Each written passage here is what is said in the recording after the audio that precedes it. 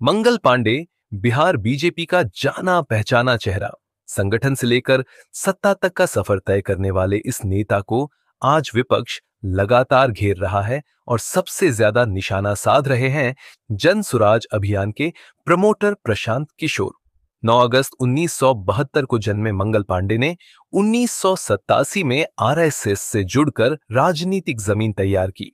1989 में बीजेपी में आए और 90 के दशक में युवा मोर्चा के जरिए खुद को संगठन में स्थापित किया। 2000 में भाजयुमो के प्रदेश अध्यक्ष बने और लालू यादव सरकार के खिलाफ जवाब दो हिसाब दो जैसा जबरदस्त आंदोलन चलाया।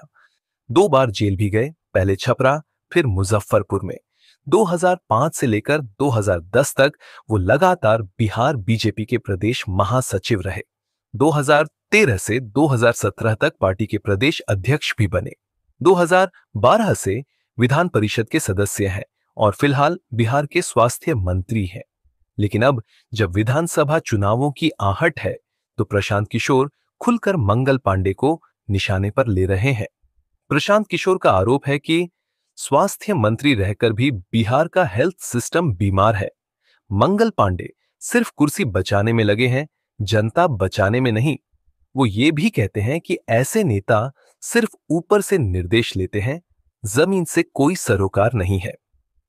हाल ही में किशोर ने यहां तक कह दिया कि अगर मंगल पांडे इतने ही लोकप्रिय हैं तो जनता के बीच अकेले क्यों नहीं जाते। बिहार में भाजपा के अध्यक्ष थे 2015 में।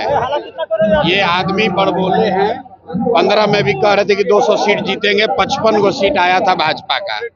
उसके बाद ये बंगाल में बनाए गए इंचार्ज, तो वहां पर भी इनको उठा के पटक है। इन लोकसभा में सबसे खराब कहीं अगर भाजपा का प्रदर्शन रहा तो वो बंगाल में रहा। अब यहाँ पर आए हैं और यहाँ पर उनकी छवि क्या है स्वास्थ्य मंत्री के तौर पर, ये हमको बताने की जरूरत नहीं है। कॉटन बैंडेज में पैसा लेने वाले लोग प्रशांत किशोर के बारे में बोलने का दम नहीं रखते हैं। और ये आदमी कोरोना के टाइम में, जो मैंने कल कहा कि जब कोरोना हुआ तो उस समय बिहार का स्वास्थ्य मंत्री मंगल पांडे थे। और जो यहाँ पर अफरा तफरी मची, जो सबसे कम टेस्ट यहाँ हुआ, लोगों को जो परेशानी हुई, उसके लिए ये आदमी जिम्मेवार हैं, कुछ हद तक जिम्मेवार हैं। और ये किस मुंह से बात करेंगे? अभी कल परसों तो आप ही लोग न्यूज चलाए हैं कि ये वो स्वास्थ्य मंत्री हैं एनएमसीएच में, जहां पेशेंट का पैर चूहा कुतुर रहा है। और ये सब आदमी, ये सब नेता को शर्म नहीं आ रहा है। और फिर भी पर इलाज भी हुआ कंपाउंडर के द्वारा। अरे भाई, मंगल पांडे इसी के लिए जाने जाते हैं, खाली मुंह बड़ा है, बड़बोले व्यक्ति हैं। ना राजनीतिक तौर पर कुछ कर पाए जीवन में, ना प्रशासनिक तौर पर कुछ कर पाए हैं। दम हो तो इस बार पहले बीजेपी वाला दबाव बनाए हैं, आपको बता देते हैं, खुलासा कर देते हैं। इतना इनका हालत खराब है कि मंगल पांडे पर बीजेपी के शीर्ष नेतृत्व का दबाव है कि इस बार चुनाव लड़िए, चुनाव लड़के दिखाइए। क्योंकि आज तक चुनाव नहीं लड़े हैं, सब रिकमेंडेशन वाले लीडर हैं, नॉमिनेशन वाले, लड़ने वाले लीडर नहीं हैं। वो तो कह रहे ख्याति प्राप्त करने के लिए आप लगातार उनके ऊपर बोल रहे हैं। किसकी ख्याति प्राप्त? मंगल पांडे का। अब भाई बिहार के जनता से पूछ लीजिए कि मंगल पांडे बड़ा नाम है कि प्रशांत किशोर बड़ा नाम है। आप तो कई मुख्यमंत्री बनाए हुए हैं, क्या है? 5 दिन हो गए बिहार बदलाव यात्रा पे निकले। 4-5 दिन नहीं हुआ, आज तीसरा दिन है। 2 दिन में, एक दिन मांझी में था, दूसरे दिन एकमा में था, और आज तीसरे दिन सिवान आया हूँ। 5 दिन यहाँ रहूंगा।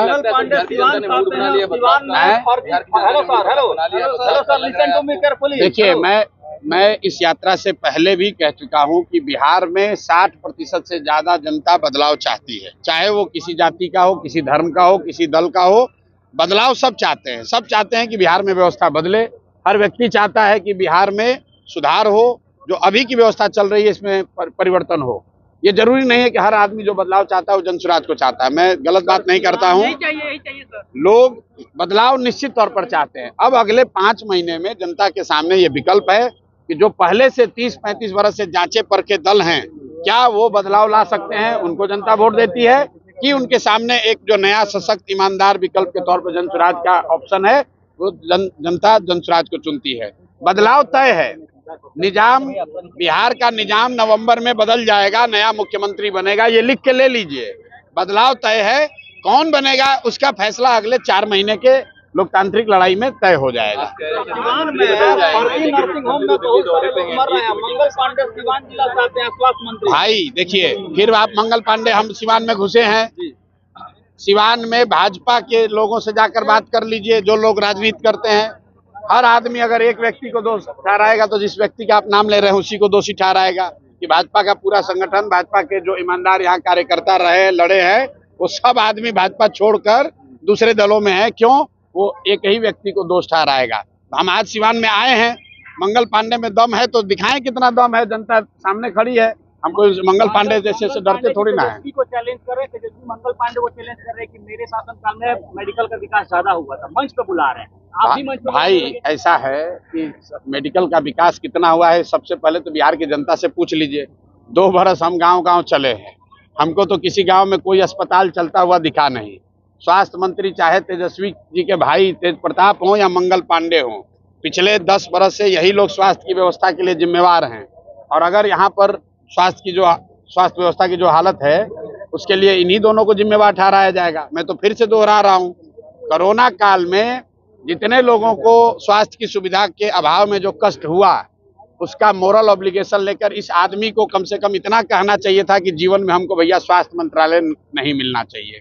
लेकिन ये आदमी फिर से स्वास्थ्य मंत्रालय लेकर उसमें घूस लेना, भ्रष्टाचार करना, घर घर की बात है, सब आदमी जानता है। अब ये बयान देंगे तो कल कहेगा कि लीगल नोटिस भेजेंगे। तो आपको ये भी बता देते हैं, और मंत्री हमको बोला था कि हम लीगल नोटिस भेजेंगे, अनलीगल नोटिस भेजा, उसके बाद के आगे बढ़ने का हिम्मत नहीं है। प्रशांत किशोर राजद नहीं है, राजद के नेता नहीं। हम बालू और शराब का धंधा नहीं करते हैं, चोरी नहीं करते हैं, किसी पद पर नहीं है। सरस्वती की कृपा है, अपना कमाते हैं, अपना खाते हैं। मंगल पांडे और इस सरकार के जितने उगाही मंत्री हैं, वो प्रशांत किशोर को डरा नहीं सकते हैं। जो दिन में जो मन हो कह ले। प्रशांत किशोर जिंदाबाद।